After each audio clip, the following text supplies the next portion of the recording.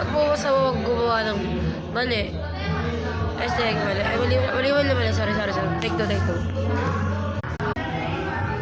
Ibig sabihin ko po, di masama maging mabuti ang work at magbagong buhay. Ibig sabihin, bago natin yung ating buhay.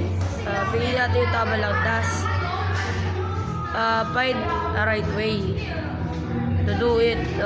Yung mga hindi mo nasusubukan ng mga bagay na mahirap, akala mo mahirap, pero kung itutuloy mo lang at paulit-ulitin mo lang na gagawin, masanay ka rin. Ako nga yun, puro dami ko na nangalakal ako, makalis ako, paparking ako. Minsan, mag-trip ko, tapos nagbubukas ako ng mga 7-Eleven kasi ginagawa na ng iba yan.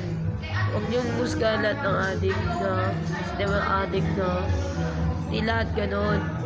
Kasi ako nalubog yung mukha ko kasi sa lansangan ako natutulog 3 weeks na. Tapos, siyempre sa semento ako natutulog kaya nagkaganito.